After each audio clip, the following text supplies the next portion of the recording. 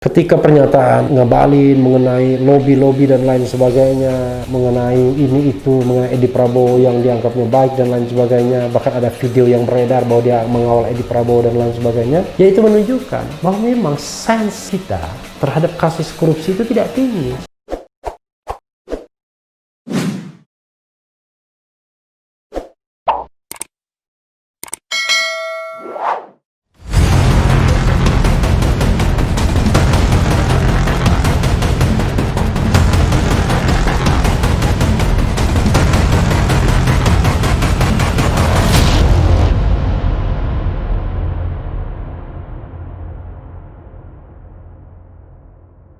Assalamualaikum warahmatullahi wabarakatuh, sobat RH sekalian. Jumpa lagi kita di channel yang keren ini, Keren Cadas. Kali ini saya tidak mau ngomong soal COVID-19 yang mendera Gubernur DKI Anies Rashid Baswedan, tapi saya masih ingin mendalami soal Ngabalin. Bukan karena Ngabalin orang hebat, tetapi ada pertanyaan yang masih menggelitik soal kenapa dia dipisahkan dari rombongan Edi Prabowo. Dan kita tahu bahwa rombongan Edi Prabowo, Menteri Kelautan dan Perikanan ini dicokok oleh KPK, tapi Ngabalin tidak. Tapi saya punya prinsip begini, sobat era sekalian, kalau salah harus dinyatakan salah, kalau benar tidak boleh diapa-apakan. Tapi kalau salah tidak boleh dilindungi. Jadi prinsipnya itu berlaku buat siapapun, tidak hanya untuk Ngabalin. Nah, ini ada cerita atau berita yang menarik. Ditanya Karni Ilyas soal Ngabalin dipisahkan dari Edi Prabowo, Novel Baswedan _2 saya tak bisa. Tak bisa apa maksudnya ya? Ya coba kita lihat dan kita baca ya. Gala Media, sejumlah pihak sempat mempertanyakan Komisi Pemberantasan Korupsi KPK tidak menciduk tenaga ahli utama kantor staf Presiden KSP Ali Mokhtar Ngabalin, meski berada dalam satu rombongan dengan Edi Prabowo pada operasi tangkap tangan OTT di Bandara Soekarno-Hatta sepulang dari Amerika Serikat. Terlebih, Ngabalin termasuk orang yang menjabat di Kementerian Kelautan dan Perikanan (KKP). Banyak juga jabatan Ngabalin ini ya. Terkait hal itu, penyidik senior KPK Novel Baswedan membeberkan alasannya tidak turut membawa Ngabalin untuk diperiksa. Memang setiap proses upaya penangkapan atau tertangkap tangan yang akan dilakukan untuk diamankan, untuk diperiksa atau dilakukan penangkapan dalam hal tertangkap tangan itu adalah orang yang diduga sebagai pelaku dengan syarat-syarat tertentu, ujar Novel Baswedan saat berbincang dengan wartawan senior Karni Ilyas dalam tayangan video pada kanal Karni Ilyas Club dikutip Senin 30 November 2020. Ini Karni Ilyas ini baru buat kanal YouTube juga ya. Tapi karena sudah menjadi pesohor karena menggawangi ILC Indonesia Lawyers Club, cepat meroketnya ya. Baru berapa episode ya. Wawancara Tommy Winata, Gatot Nurmantio, Mahfud MD, Erick Thohir, Novel Baswedan, duo F, Fahri Hamzah, Fadlizon ya. Cepat meroketnya ya. Disebutkan pihak yang turut di bawah saat penangkapan merupakan orang yang diperlukan keterangannya sebagai saksi untuk menjelaskan peristiwa dugaan korupsi. Memang tidak perlu sebagai saksi apa Ngabalin ya. Tadi pernyataan Novel itu adalah pernyataan yang sangat normatif ya. Selain itu tentu tidak ikut dibawa siapapun dia, bukan karena beliau adalah pejabat atau apapun, bukan, tapi karena kepentingannya diperlukan apa tidak, kata Novel dalam tayangan video tersebut. Terkait peran Ngabalin, Karni pun merasa heran karena ia memisahkan diri pada saat petugas KPK menangkap Edi Prabowo. Namun, Novel tidak mau memberi tanggapan dan menyerahkan untuk bertanya kepada Humas KPK. Ya inilah jurus menghindar ya. Tapi ya sebagai penyidik tidak mungkin dia akan membeberkan soal yang sedang disidik. Saya kira itu nanti Humas KPK yang bicara. Saya tak bisa wakil itu Pak Karni, jelasnya. Sebelumnya, Ali Mokhtar Ngabalin mengaku melihat proses OTT Komisi Pemberantasan Korupsi KPK terhadap Menteri Kelautan dan Perikanan Edi Prabowo di Bandara Soekarno-Hatta Suta pada Rabu 25 November 2020 dini hari. Kan mereka datang, saya ada di situ, tapi awalnya abang tidak tahu itu KPK. Penjelasannya, kami juga tidak tahu karena dari belakang jalan. KPK datang, yang bilang KPK itu orang-orang di situ.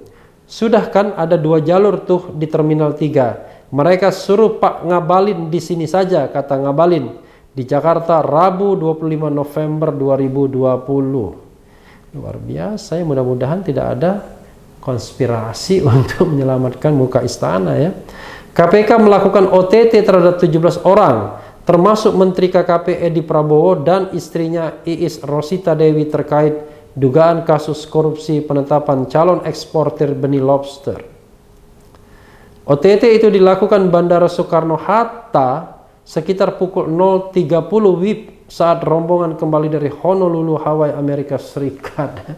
COVID-19 pun ada berpergian, dan yang berpergian 17 orang. Sebelumnya diberitakan 13 ya. Entah yang benar yang mana, tapi buat apa ya belas-belasan. Dan tidak tanggung-tanggung, bawa istri juga, bawa staf juga, dan lain sebagainya. Nah, ini yang kadang-kadang saya lihat ya, kementerian, lembaga ya menghambur-hamburkan uang untuk berpergian ke luar negeri.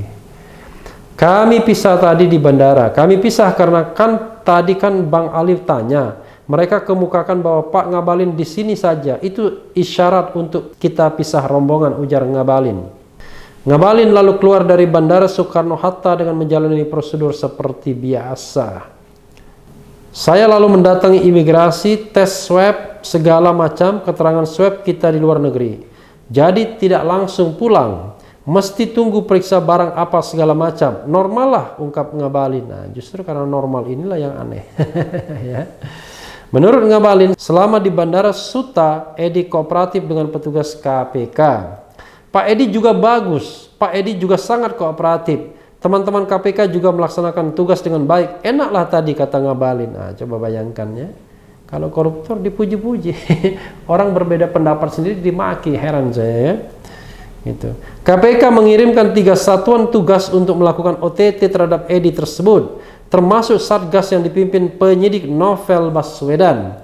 Menurut Ngabalin, Edi keluar negeri untuk melakukan tugas sebagai menteri. Wah, luar biasa ya. Abang sendiri menyaksikan luar biasa ini.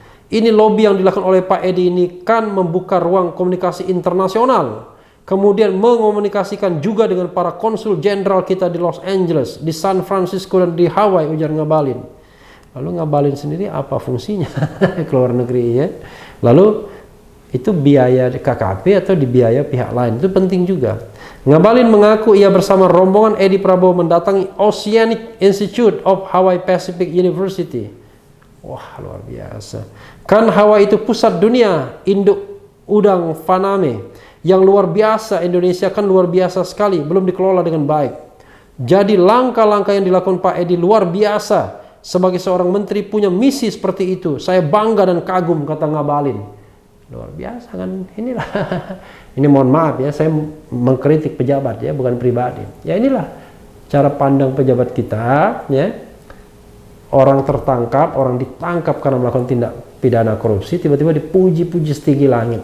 Tapi orang berbeda pendapat dengan penguasa dimaki-maki. Padahal orang berbeda pendapat itu kan tidak melakukan pelanggaran apa-apa, tidak merugikan keuangan negara. Tapi yang terjadi ya inilah paradoksnya ya. Ngabalin saat ini mengaku berada di rumah. Bang Ali sendiri alhamdulillah sekarang ada di rumah. Tadi habis live Zoom rakor dengan polisi khusus KKP. Sebagai pembina mereka minta saran masukan, ungkap Ngabalin. Pada acara Mata Najwa, suara Ali Mukhtar Ngabalin terbata-bata saat bercerita detik-detik kronologi Menteri Kelautan dan Perikanan Edi Prabowo dicegat KPK setibanya di Bandara Internasional Soekarno-Hatta, Cengkareng, Rabu 25 November 2020 dini hari. Saat itu Edi bersama rombongan pejabat tinggi lain di Kementerian Kelautan dan Perikanan baru tiba usai sepekan melakukan lawatan kerja di Hawaii, Amerika Serikat. Ngabalin pun ada dalam rombongan tersebut. Dia adalah anggota Komisi Pemangku Kepentingan dan Konsultasi Publik KKP. Ya sekali lagi apa perannya untuk ke luar negeri ya. Ini kan harus ada kejelasan. Itu jabatan lain Ngabalin di luar posisinya sebagai tenaga ahli utama kantor staf Presiden KSP. Cerita itu diungkapkan Ngabalin dalam acara Mata Najwa yang disiarkan langsung Trans 7 Rabu 25 November 2020 malam, menyoal ramai pencokokan wakil ketua umum Partai Gerindra tersebut. Saya hanya mau memastikan, suara Anda terharu ini menahan tangis atau apa? Karena saya tidak bisa melihat langsung Anda. Anda sedang terharu ini? Tanya Najwa. Iya, saya terharu, jawab Ngabalin dengan suara terbata-bata. Kepada Najwa, Ngabalin yang mengaku tidak tahu menahu kasus yang tengah menjerat Edi, menyatakan bahwa dirinya bertanggung jawab menemani sahabatnya itu. Luar biasa ya. Menurut dia, itu adalah komitmen persahabatan dengan tidak meninggalkan teman yang tengah berada dalam kesulitan. Minimal dia melihat saya sebagai bentuk saya memberikan motivasi, Anda harus kuat menghadapi, katanya. Ia bercerita malam itu Edi beserta rombongan yang baru saja turun dari pesawat di Terminal 3 Suta langsung dicegat sejumlah petugas KPK yang telah menunggu. Ngabalin membantah bahwa Edi telah diamankan oleh petugas sejak dalam pesawat dengan pengamanan ketat. Dia bilang Edi baru ditemui petugas KPK sesaat setelah keluar dari pesawat yang dinaiki bersama rombongan termasuk dirinya. Edi menurut Ngabalin juga kooperatif saat petugas mulai menjelaskan alasan datang malam itu. Namun ia mengaku tak mengetahui pasti obrolan di antara mereka. Saya mau bilang komunikasi antara teman-teman dari KPK dengan Edi itu sangat bagus, sehingga kooperatif itu bisa berjalan dengan baik dan komunikasi itu bisa mendapat hasil yang baik, katanya. Hebat sekali ya. Menurut Ngabalin, Edi bersama sekitar 4-5 rombongan lain yang ditemui petugas KPK langsung diberi jalur khusus, sementara dirinya yang melihat dari belakang mengambil jalur lain. Luar biasa ya. Sebenarnya still question mark ya. Kenapa kemudian Ngabalin dipisahkan dari rombongan? Itu yang jadi masalah. Karena kalau misalnya kita bicara tentang OTT, katakanlah operasi tangkap tangan, ini kan versinya masih OTT, biasanya ya semua yang ada di rombongan itu ya diambil semuanya, lalu nanti lihat ada relevansinya atau tidak, baru kemudian dilepaskan. Ini mungkin karena Ngabalin punya keistimewaan, saya tidak tahu ya. Tapi intinya adalah ya memang harus ada yang namanya equality before the law ya. Persamaan di depan hukum siapapun dia, itu satu. Yang kedua ya, saya termasuk sedih juga. Begitu saya kira cara pandang kita melihat tindak pidana korupsi. Memang koruptor itu selalu teman yang baik. Mereka yang menggaruk uang negara, banyak uangnya, ya mungkin bisa traktir teman ya, menjadi orang-orang yang sangat disenangi karena banyak uangnya. Bayangkan misalnya Edi Prabowo 750 juta barang belanjaannya dari luar negeri. Pertanyaannya adalah, itu uang siapa? Apakah uang pribadi ataukah ada cukong yang diajak yang bayar sana bayar sini? Yang ya kadang-kadang terus terang ini merupakan rahasia pejabat publik. Ya saya banyak diceritakan kalau misalnya rombongan-rombongan pejabat negara suka membawa cukong, lalu cukong itulah yang bayar sana bayar sini. Wah, tapi itu zaman dulu katanya ya. Saya nggak tahu kalau zaman sekarang ya. Katakanlah zaman dulu itu.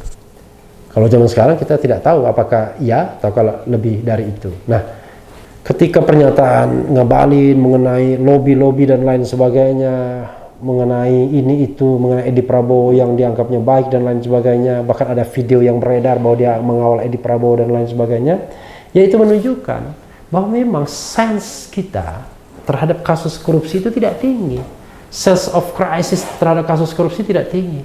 Padahal negara ini masih menjadi negara korup. Bahkan survei terbaru belakangan ini, kita negara Asia ketiga yang korup, negara Asia yang ketiga yang korup. Jadi luar biasa sesungguhnya. Tapi tidak ada perasaan ingin memarah, ingin mengkutuk, ingin memaki mereka-mereka yang melakukan tindak pidana korupsi yang merusak negara ini. Seorang menteri korupsi itu tidak bisa ditolerir sesungguhnya. Apalagi dikatakan sedang menghadapi apa tadi ya? Menghadapi kesulitan, sedang menghadapi bahasanya tadi, cobaan. Tidak, dia membuat sebuah kejahatan dengan menerima uang suap. Itu bukan sebuah hal yang patut diberikan simpati. Itu adalah kejahatan, extraordinary crimes. bukan sesuatu yang perlu diberikan simpati. Makanya saya katakan, kalau perspektifnya benar terhadap pemberantasan korupsi, harusnya kursi ini tidak diberikan kepada Gerindra lagi. Gerindra sudah gagal menempatkan kadernya untuk menjadi menteri yang baik.